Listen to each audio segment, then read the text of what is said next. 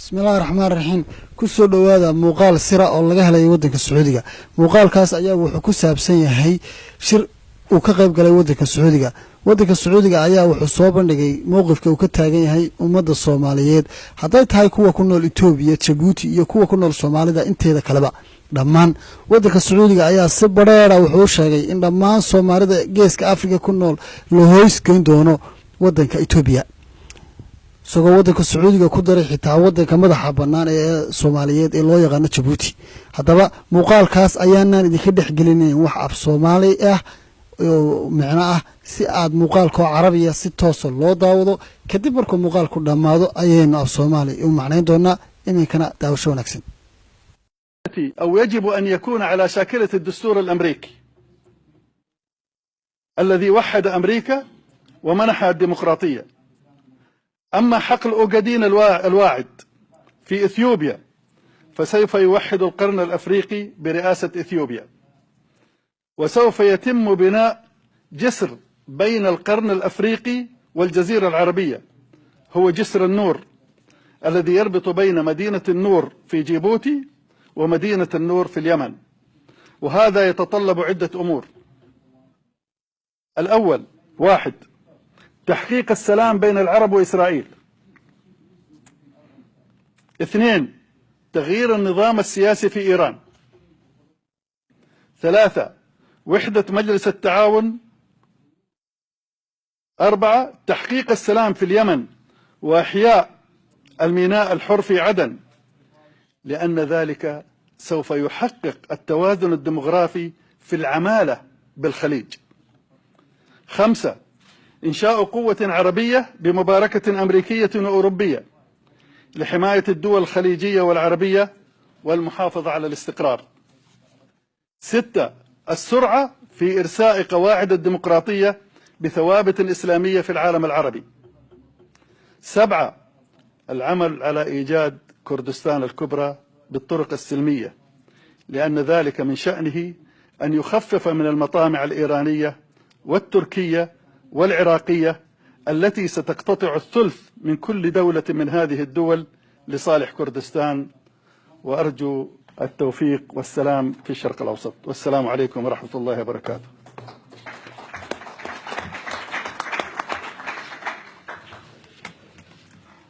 Thank you, General. Thank you.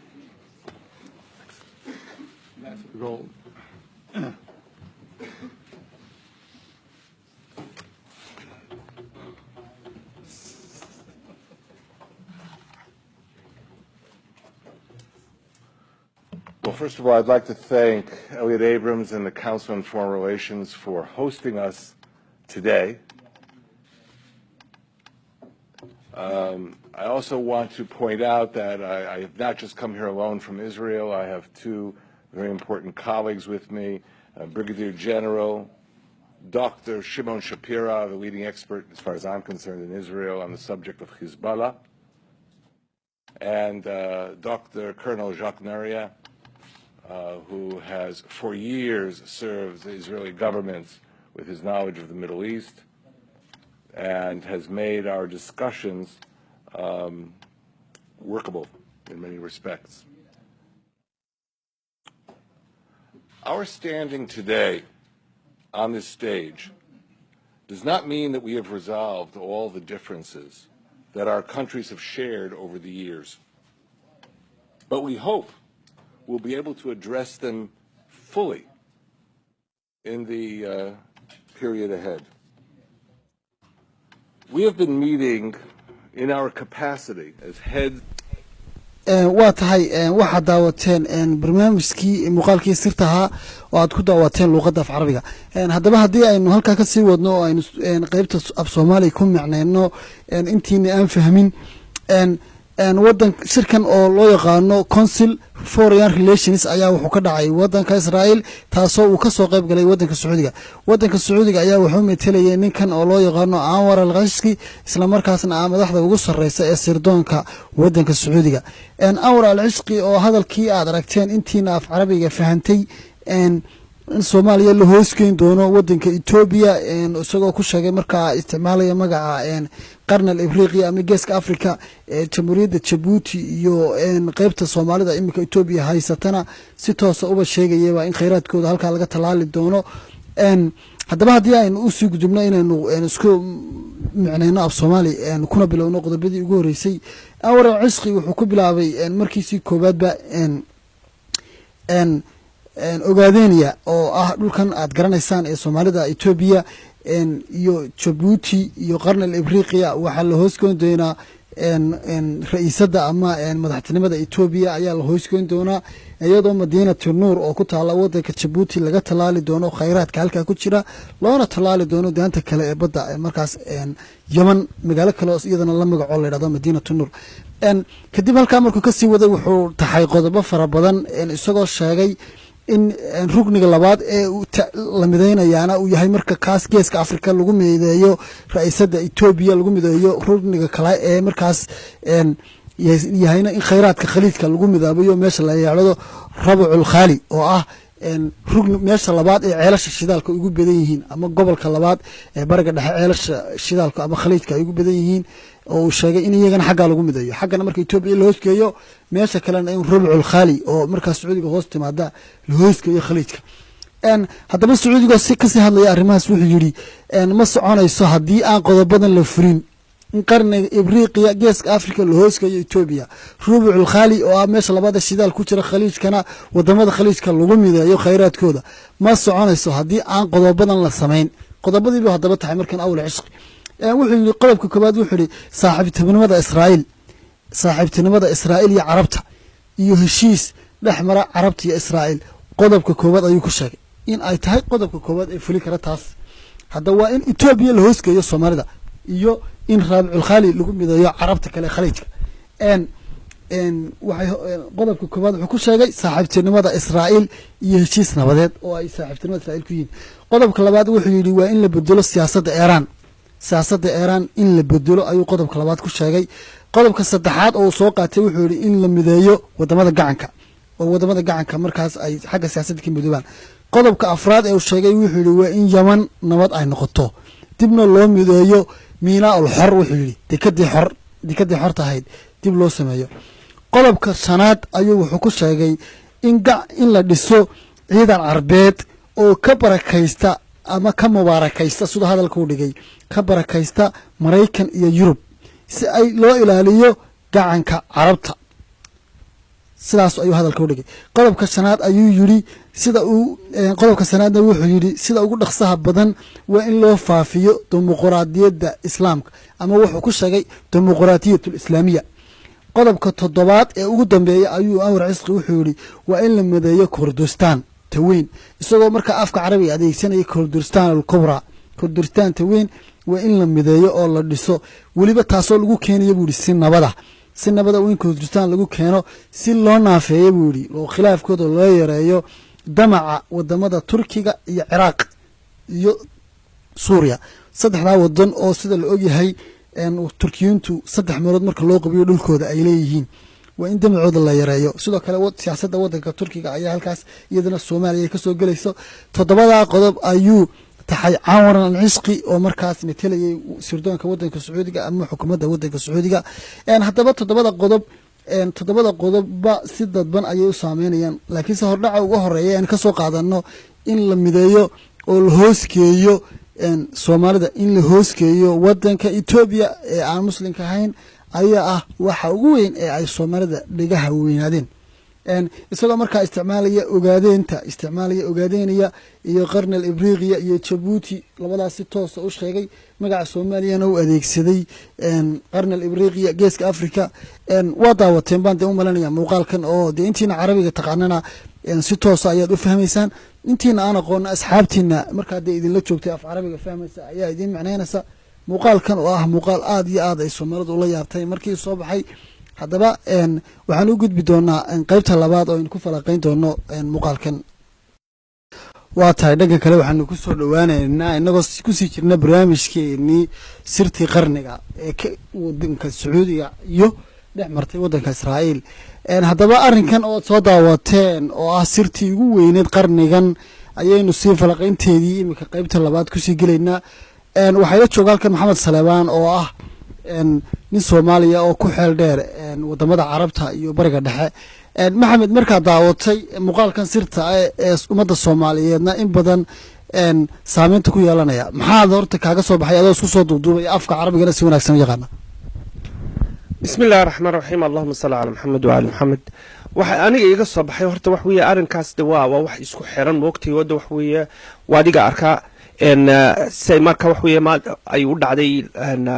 shirka aanu halkan ka daawanay maartay sirdoonka Israa'iiliyo Sacuudiga inay wax weeye maartay dhacday sanad ka hor oo waxay ahayd 2015kii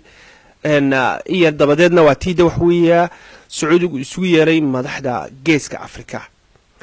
oo ay yimaadeen marka wax weeye madaxweynihii Soomaaliya iyo ra'iisul wasaarihii Itoobiya iyo madaxweynihii Eritrea iyo madaxweynihii Djibouti intuba ay tageen inkastoo wax weeye maartay saxaafadda waxa loo soo gudbiyay inuu ku saabsanaa kulankaas arrimo kale oo ku saabsan badda gacanka si loo ilaalin lahaa oo laga ilaalin lahaa khatartii saameynta ku leeyihiin Xuutiyiintu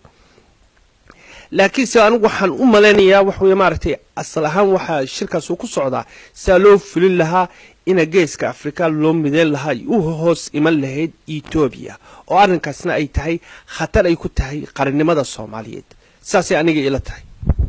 laakiin Sacuudigu wuxuu si toos ah u soo hadal qaaday oo carabkiisa ku dhuftay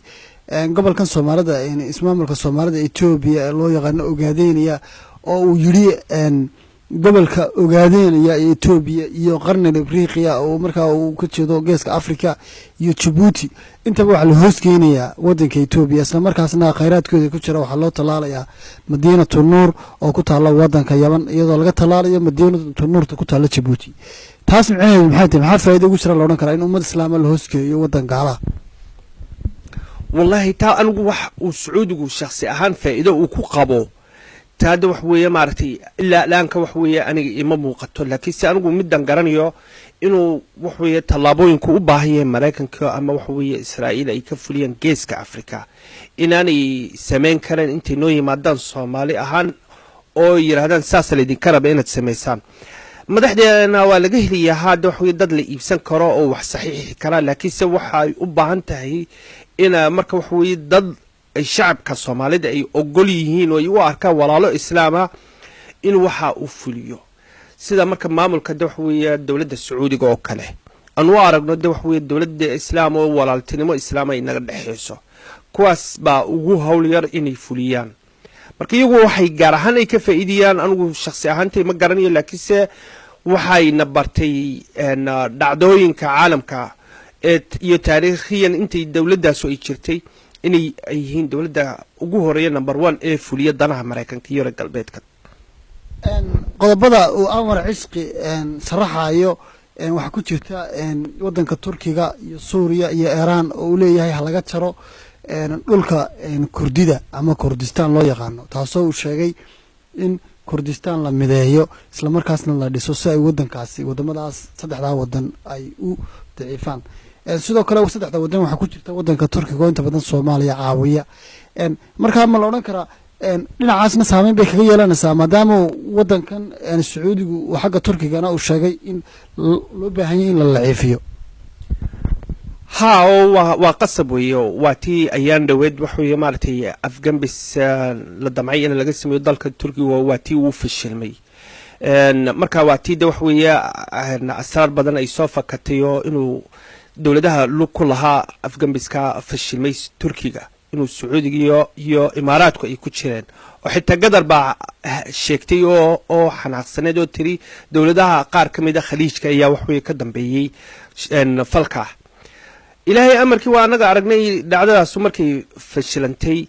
إن أنا حتى وحوي سعود ووحهم بليو وسود درين مركا دولة أردوغان وأنا أرن دوحوية الحمد لله إن الدوحوية مارتي خطرتي إذا كوي من لهيدين إذا كوي من لها إن تكسبت بعدين بل وحنو أرجعني روشكي يو إيران ودوحوية يسهيان مركا تركي ودوحوية مارتي حرير كوديس كسي في عنادي لكن نصيب درو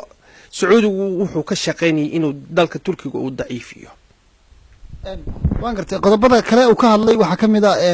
wuxuu yiri waa in la sameeyo ciidan carbeed oo dhisan isla markaasna siyaasadda Mareykanka hoostaga maxay tahay ciidan carbeed oo dhisan oo siyaasadda Mareykanka hoostaga isagoo sii raaciyay in ciidanka carbeed ay ilaalinayaan gacanka cadmeed iyo khaliijka marka inta badan bulshada ay la yaabtay waxa weeyaan ciidan carbeed oo siyaasadda Mareykanka hoostaga taa maxaa loo oran karaa taa waxaa la oran karaa wax weeye waa taa wax weeye loo baahan yahay imka wax weeye maaragtay ciidamada wax weeye maaragtay la ogol yahay ee raalida laga yahay oo Mareykanku wax weeye hubka uu siinayo oo yani maaragtay wax weeye uu ku soo tabciyo wax weeye waa kuwa awaamiirtiisa iyo arrimihiisa ku socda marka wax weeye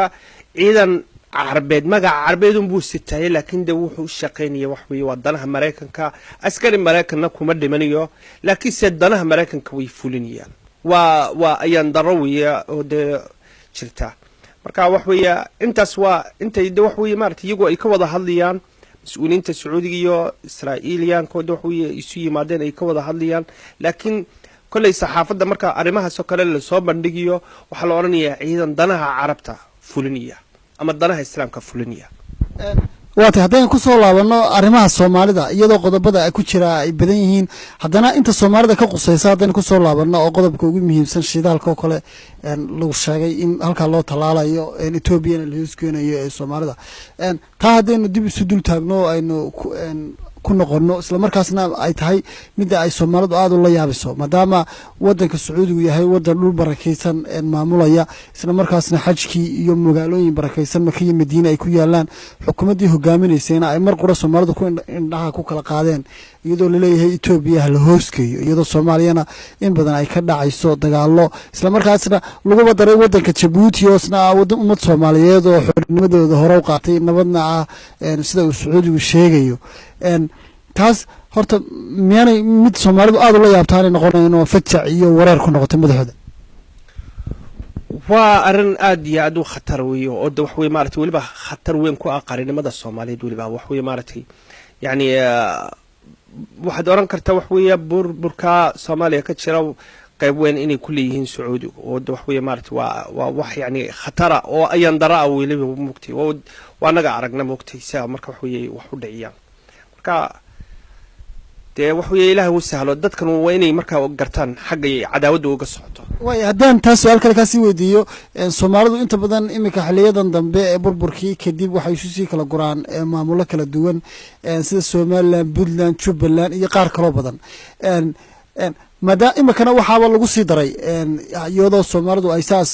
waxyaabaha dhaca qaar dhacdan nama quseeyaan anaga la Djibouti baa lagu daray oo leeyahay waxa la hoosgeeyay Ethiopia taas maanay noqonay wax alla wixii Soomaaliya ku hadlaba in meel ay ka taagan tahay siyaasadan ha oo wax weey waa adaga arkaa mugtay maamul kasta ee wax weey imka Soomaalidu ay leedahay xiriir fiican ma oran karno oo kaliya inay tahay waaba hoos yimaadaan xukuumadda Ethiopia caadi bay u hoos yimaadaan oo maalinba maalinta ku xigtana talaabo ka sii weyn ay u sii talaabisa marka waqti baa jirtay aan maskaxdeena inay gali karan inaanu aragno Ethiopiaanko xamar imanaya way dhacday waliba wax weeye maartay calamo qoyan lagu soo dhaweeyay haddana waqti kale baa jirtay aanu maskaxdeena galeen inuuna aragno nin ka socda xukuumadda Ethiopiaanka ee wax weeye siyaasiyiinta iyo madaxda Soomaalida hogaaminaya maantana waa naga aragnaa ninka wax weeye la yiraahdo gabra oo wax weeye maartay talaabo kasta lagu dhaqaaqiyo oo taagan ilaa xitaa hadii shir ay ku leeyihiin Soomaalidu Turkiga dalka Turkiga oo kale oo naarkino isagoo fadhiya muxuu ka qabanaya barina marka waxyaalo kale in yimaadaan anigu ma yaabiyo ma fajiciyo waayo waxaan halkaas ka arkaa inay maalinba wax weeye talaabo oo la yaabno laakiin se in yar kadib oo iskala qabsanayno caadi noo noqonaysa baanu arkinaa waata hadaan su'aal kale ku weydiiyo waxa jirta arin inta badan xasaasiyo oo siyaasiyiinta iyo shacabka iyo muddo 100 sano ka badan imika hadda hawada ku jiray oo siyaasiyiinta Soomaalidu in badan laga dooday oo ah in Sacuudigu aaminsan yahay in ay Soomaaliya xididka shidaalka uu ka qaato ka hooseyso isla markaasna ka fuuqsanayso hadii shidaal la soo saaro taan uu Sacuudigu u baabinayo taa horta maxaad ka aaminsantahay adigu shakhsi ahaan anigu shakhsi ahaan horta علمي petroleum كيو مارتي يو qaabka wuxuu dhulka waxba kama aqal laakiin se wax weeye waan dhageystay dee aqoon-yahano badanoo ka sheekeynaya marka inuu sidaa mawduuc yahay anigu u malayn maayo laakiin se waxaan aaminsanahay kolley suuqa shidaalka wax weeye xukumiyo markaa sacuudigu saameyn bay ku yeelanaysaa midda kale wax weeye maaragtay hadday shidaalkaas uu soo baxo dhaqaalo ay soomaalidu yeelato awood bay yeelanayaan oo marka wax weeye awooddaasna waxay keenaysaa inaan marka wax weeye sadaqada ku baxda madaxdeena xaaranta ay ku cuniyaan oo ay waraaqo badan ay ku saxiixiyaan inay ka maarmaan waayo dalkoodii baa dhaqaale iska leh oo shidaal leh laakiinse markay ay daciif yihiin oo fakri yihiin waa la xukumi karaa marka muhiim bay u tahay iyaga inaanu shidaal marka geeska afrika ka soo bixin gaar ahaan dhulkay soomaalidu xukunto laakiinse waxaa jirta siyaasad kale oo ay soomaalida siyaasiyiintooda ku doodaan oo ah in sacuudigu dhowr jeer soomaaliya dagaal geliyey oo tusaale ahaan siyaasiyiinta taariikhda ka faallooda ayaa sheegaan dagaalkii 77 oo kale inuu sacuudigu danka lahaa dhowr mashruuc oo kalena uu geliyey dowladdii siyaad barre oo ugu talagalay inay sidoo kale dadka qaarna waxay ku doodaanba inuu dowladdii siyaad barre mashaariic fara badan ku taageeri jiray in ay dagaallo shacabka la gasho si aanay soomaaliya marna u dhigin taas maxaad ka aaminsantahay ha anigu waa aaminsanahay oo de wax weeye maaragtay kolley jabka maaragtay soomaalida ay ku jiraan maanta wax weeye maaragtay waxaad oran kartaa ilaa iyo waqtiyo hore ilaa iyo xilliga dowladdii siyaad barre inay aada uga shaqaysay oo maaragtay wax weeye burburkeedana ay saameyn ku lahayd xitaa wax weeye maaragtay sheekadan shidaalka laftiisa wax weeye dagaalka ay ku hayeen wax weeye inuu yahay mid qadiimiya oo maaha mid iminka bilaabmay marka dagaalkaasuna maaha dagaal dhammaaday maaha waa weli waa sii socda anigu dabcan ma sheegiyo marka shacabka muslimka ee sacuudiga waxaan sheegaya waa maamulka sacuudiga haysta ee al sacuud reerkaa haysta waa tahay waa si wanaagsan taasi waa mid muhiima waxaanu ka hadlaynaa waxa weeyaan dowladda sacuudiga ama xukuumadda sacuudiga ama dadka talada sacuudiga haya inta badan soomaalidu marka sacuudiga lasoo hadal qaado in badan oo ka mid ah waxay moodayaan in dhulkii barakeysnaa laga hadlayo maaha waxaa laga hadlayaa dhulka barakeysan ee sacuudiga maaha shacabka sacuudiga oo in badan ay wanaagsan tahay jecelna yihiin muslimiinta in waxaa muuqaalkani ku saabsan yahay waxa weeyaan xukuumadda sacuudiga oo shir la gashay waddanka Israa'iil haddaynu ku soo laabano ninkan Anwar al-Cishqi leeyahay horta muxuu Sacuudiga u qaabilsay Soomaalidu gabre ayay taqaanaayo inta badan ay ka qeynaysaa laakiin Anwar al-Cishqi oo Sacuudiyana muxuu qaabilsay Sacuudiga ninkaas waa ninka ugu sareeya sidoonka Sacuudiga ayuu qaabilsanaa oo waxa kaliya ka sareeyay ninka yiraahdo Amir Turki al-Faysal oo marka wax weeye isagoo wax weeye Amir maaha laakiin waa ninka ku sii xiga Turki al-Faysal marka maadaama ay adag tahay nin amiir oo dee reerka mataliya inuu hawsha qaabilo marka wax weeye ninka ku sii xiga baa qaabili karaa oo la yiraahdo Anwar Cishqi marka wax weeye wuu ku jira maartay telefishinada wax badan isagoo ka hadlaya waa la arki karaa YouTube-ka isagoo mowqifka dowladda Saudi Arabia taageeriya oo xaysiinaya si xiriir uu la yeelan lahayd dalka Israa'iil aadna wuxuu taageersan yahay weliba maaragtay siyaasiyiinta Israa'iil gaar ahaan wuxuu aad u taageersan yahay Benjamin Netanyahu waa siyaasiga wuxuu maaragtay ra'iisul wasaaraha ka ah iminka maanta Israa'iil ninka wax weeye macangiga ah oo nabadnimada marka aad iyo aad uga soo horjeeda aan rabin xitaa wax weeye inuu wax yar oo kaliya xitaa Mareykanku waxyaalaha uu ku qasbo yiraahdo war halka wax weeye uu uga tanaasul Falastiiniinta diida ninkaas ayuu isagu wuxuu arkay inuu yahay nin geesiya heshiis fiican la geli karo waa Anwar Cishqi waa tahay gabagabadii siyaasiyiinta Soomaalidu inta badan arrinkan marka uu gaaro fajac ay ku noqonayso iyo inta muuqaalkan daawan doonta maxaad ugu baaqi lahayd inay ka hadlaan oo muuqaalkan ay ku soo galaan dokle waxaan u malaynayaa kama qarsoona laakiin shacabka Soomaaliyeed laakiin wax weeye maartay waa inay inta in ka badan wacyigoodu ka sii weynaado waa inay ogaadaan khatarta wax weeye meesha uu ugu aaminayaan yani marka wax weeye shacabka Soomaaliyeed way garanayaan oo kama qarsoona khatartay ku haysato xukuumadda Itoobiya iyo ay ku haysato qaranimada Soomaaliyeed laakiin se waxyaalaha Itoobiya dawladda Itoobiya caawinaya inay ka mid yihiin dawlad aanu u aragno dawlad islaama oo walaalnahay oo dawladda Sacuudiga marka waa inay ogaadaan meelaha ay khatartu uga imanayaan oo dadna marka wax weeye marka garatid cadawgaagu ciduu yahay talaabo sad uga qaad lahayd waad garan kartaa واتهاي دمانتين aad baad u mahadsantihiin muuqaalkan intiina daawatay ee nasiibka u hesha iyo intiina kale ee muuqaalka la kulantaba waxaad sameyn kartaan inaad muuqaalkan baahisaan oo sii sheer gareysaan oo sii gaarsiisaan saaxiibadiin iyo inta kale ee aad degel wadaagtaan baraha bulshada iyo meel kasta oo muuqaalkan laga daawan karo dhammaan shacabka Soomaaliyeed waxaan u sheegaynaa in muuqaalkan ku saabsan yahay xukuumadda Sacuudiga ee aanu ku saabsanayn dhulka barakaysan iyo tabka shacabka Sacuudiga oo aad u wanaagsan هذا آد بدو مهسنتين دمانتين شرقرية مقالكا سينا فافية. السلام عليكم ورحمة الله وبركاته.